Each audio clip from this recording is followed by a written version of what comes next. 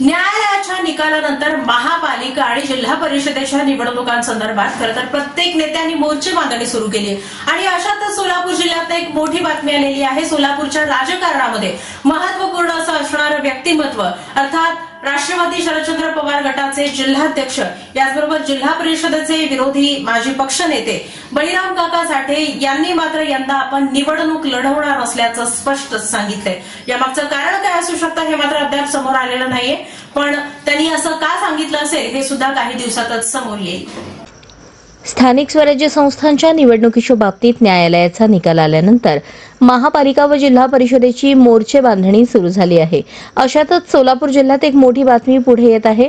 सोलापूर जिल्हा परिषदेच्या राजकारणात बराच काळ चर्चेत राहिलेले राष्ट्रवादी काँग्रेस शरद पवार गटाचे जिल्हाध्यक्ष व झेडपीचे माजी विरोधी पक्षनेते काका उर्फ बळीराम साठे यांनी आगामी झेडपी निवडणूक लढवणार नसल्याचे स्पष्ट केले। सोलापूर जिल्ह्यात स्थानिक स्वराज्य संस्थांच्या निवडणुकीच्या तयारीला वेग येऊ लागला आहे। भाजप व काँग्रेस पक्षाने पदाधिकारी बदलून चळवळीला वेग देण्याचा प्रयत्न सुरू केला आहे। सोलापूर कृषी उत्पन्न बाजार समितीवर आता भाजपने जिल्हा मध्यवर्ती बँक, जिल्हा परिषद, पंचायत समिती व महानगरपालिकेच्या निवडणुकीकडे लक्ष केंद्रित केले। जिल्हा परिषदेची निवडणूक गेल्या 3 वर्षांपासून रखडली आहे। जिल्हा परिषदेवर प्रशासक राज सुरू असल्याने अनेक माजी सदस्यांची अडचण झाली।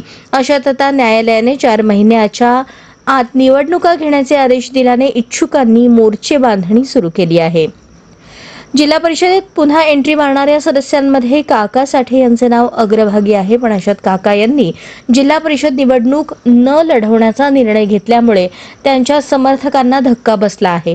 काका यांनी हा निर्णय का घेतला हेही स्पष्ट केले आहे। वयोमानामुळे काकांची तब्येत सध्या साथ देत नाही, त्यामुळे पक्षीय कामातून मोकळीक द्यावी अशी त्यांनी विनंती केली आहे। राजकारणात काका हे कायम शरद पवार निष्ठ राहिले आहेत। मित्र पक्षांना घेऊन भाजपची वाटचाल वेगाने सुरू असतानाही काका यांनी उत्तर सोलापूर तालुक्यात राष्ट्रवादी काँग्रेस शरद पवार गटाचे बळ कायम ठेवले। वडाळ्याचे सरपंच पदापासून जिल्हा परिषदेच्या अध्यक्षपदापर्यंत त्यांनी विविध पदे मिळाली। उत्तर सोलापूर तालुका विधानसभा मतदारसंघाच्या पुनर्रचनेमुळे मोहोळ व सोलापूर शहर उत्तर मतदारसंघाला त्यांची हक्काची 40 गावे जोडली गेल्यामुळे आमदारकीचे स्वप्न पूर्ण होऊ शकले नाही। त्यांच्या साथीमुळे अनेक जण आमदार झाले। बाजार समिती व जिल्हा बँकेवरही त्यांचा प्रयत्न झाला। आता राजकीय वारसदार मुलगा जितेंद्र याला ठरवून पुढील राजकीय वाटचाल असणार असल्याचे त्यांनी स्पष्ट केले आहे। लोकांची कामे करण्यासाठी आजही ते जिल्हा परिषदेत येतात, पण प्रकृती अस्वास्थ्यामुळे आक्रमकपणा त्यांनी बाजूला ठेवल्याने त्यांचे बोलणे कमी झाले आहे।